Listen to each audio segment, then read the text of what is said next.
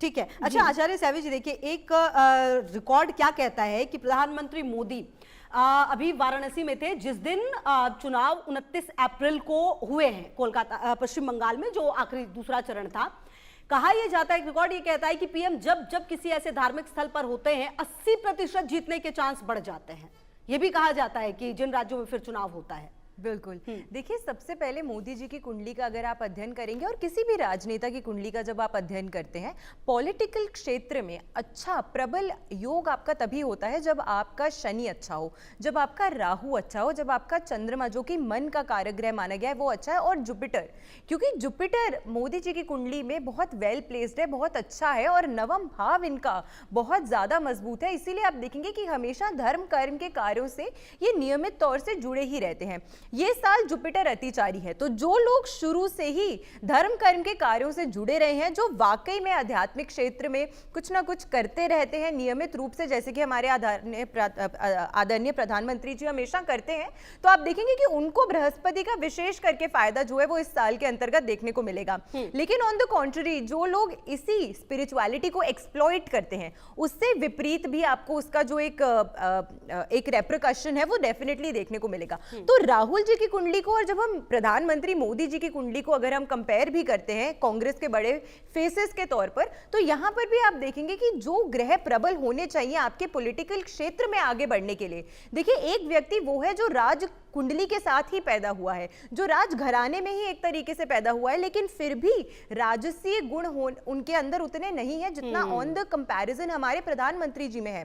तो सिर्फ D1 chart जो है, आप किस चीज के साथ पैदा हुए हैं वो ही इंपॉर्टेंट नहीं है, आपके D9 चार्ट्स, आपके D10 चार्ट्स या अन्य चार्ट्स कितना ज्यादा उस चीज को फ्रूटफुली ये दिखाते हैं कि आप उस चीज को हासिल कर सकते हैं अपने जीवन में, वो महत्वपूर्ण हो जाता है। तो अभी के जो ग्रहों की दशाएं और जो पैटर्न्स चल रहे हैं वो अनफॉर्चुनेटली ना राहुल गांधी जी को फेवर कर रहे हैं, ना ही वो कांग्रेस को फेवर कर रहे हैं, और जब तक राहुल गांधी जी मुख्य चेहरा बनकर कांग्रेस का नेतृत्व करते रहेंगे, तब तक अनफॉर्चुनेटली कांग्रेस का वापसी उठ पाना या आगे बढ़ पाना मुझे बहुत ही ज्यादा वीक नजर आता है। अच्छा शिवांगी जी, मेरा एक सवाल ये भी था, विपक्ष कैसे देख रही हैं आप आने वाले समय में? विपक्ष को कितना एकजुट देख रही हैं? क्या लग रहा है कि विपक्ष कुछ बड़ी चुनौती दे पाएगा बीजेपी को?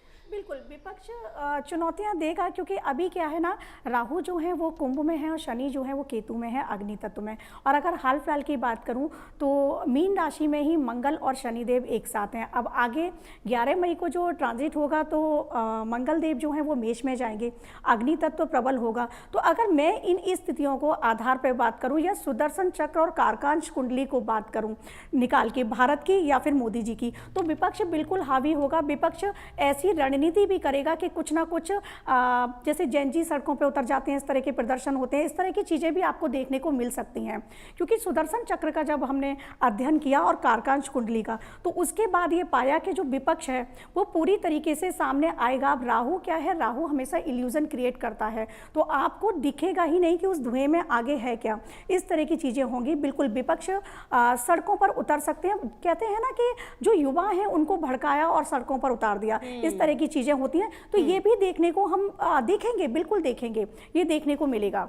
और अगर मैं बात करूं कि मोदी जी, आपने एक सवाल सैवी जी से किया था, तो उसका आंसर मैं भी देना चाहूँगी कि वहाँ पर मोदी जी काशी विश्वनाथ गए थे, और क्योंकि बाबा जो है ना, बाबा की आज्ञा से ये संसार चल रहा है, बाबा और अम्बा की जो आज्ञा है उससे ही सैवी जी और मैं यहाँ पर प्रेडिक्शंस कर रहे हैं, मेरे जैसे और लोग कर रहे हैं। तो हम लोग सभी जो हैं ईश्वर को मानने वाले, सात्विक मार्ग पर चलने वाले, तो मोदी जी जो हैं उनके अंदर ये गुण जो आए हैं वो पूर्व जन्म से आए हैं, प्रारब्ध से ही आए हैं। एक नॉर्मल फैमिली में पैदा होते हुए भी वो प्रधानमंत्री बने। जैसा कि सैवी जी ने कहा कि राहुल गांधी एक राजसी परिवार से हैं, लेकिन वो एक नॉर्मल फैमिली से हैं। हमारे प्रारब्ध जो होते हैं, हमारा पुनर्जन्म, जन्म जन्मांतरों का ये चीजें होती हैं, तो वो पुनर्जन्म से ये सारी चीजें अपने प्रारब्ध लेके आए हैं। और क्रियामाण उनके जो कर्म थे इतने सुंदर थे।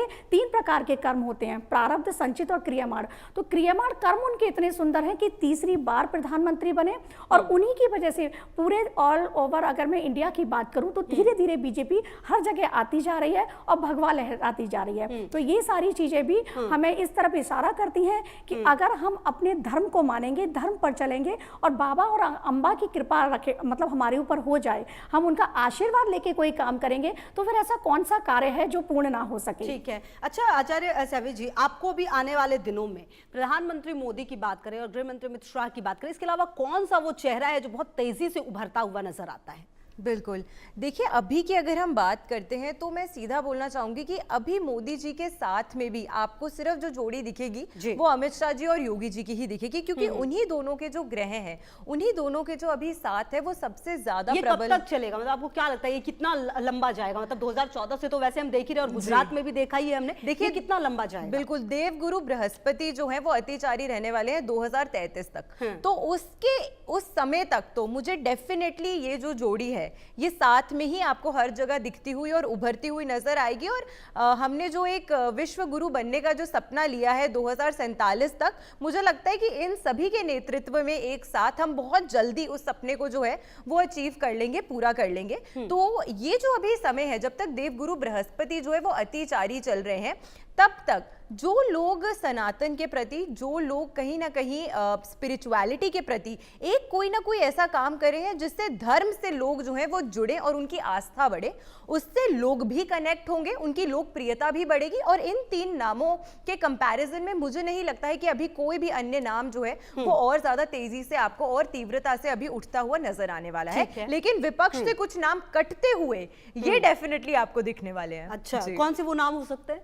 देखिए, सबसे पहले अगर हम राहुल गांधी जी की कुंडली को एनालाइज करते हैं, यहाँ पर जो अभी उनके योग संयोग बन रहे हैं वो उनके लिए बहुत फेवरेबल नहीं है। तो ये मैंने पहले भी आपके लिए कहा था, आपके चैनल के माध्यम से कहा था कि कहीं ना कहीं राहुल गांधी जी के लिए ये बहुत हाई पॉसिबिलिटी है कि उनको अपनी जो ये लीडर ऑफ ऑपोजिशन की कुर्सी है ये छोड़नी पड़ सकती है अपनी। जैसे अभी आचार्य जी ने बोला कि वाणी भाव दूषित होने की वजह से उनकी वाणी या उनके एक्शंस जो है वो इस प्रकार के हो सकते हैं कि विपक्ष के बड़े नेता, चाहे वो राहुल गांधी हो या गांधी परिवार से अन्य कोई व्यक्ति हो, उनका जो सफर है राजनीति में वो मुझे थोड़ा खत्म होते हुए नजर आता है। अच्छा शिवांगी जी, देखिए ये जो विपक्ष है अगर ऐसे देखा जाए, क्या लगता है, क्योंकि देखिए लोकतंत्र है, वहां पर विपक्ष का मजबूत होना भी बहुत जरूरी है, कौन सा वो, क्योंकि ममता बनर्जी अगर देखिए पश्चिम बंगाल में जीतती तो कहीं ना कहीं विपक्ष में उनकी भूमिका बहुत स्ट्रांग होती, निश्चित तौर पर वो अपने आप को मतलब एक लीडर की तरह, जो विपक्ष में अभी फिलहाल वो थोड़ी सी कमी नजर आती है, शायद वो लीडर की तरह दिखाते, लेकिन जहां तक आप लोग बता रहे हो तो ममता बनर्जी जीती हुई नजर नहीं आ रही है।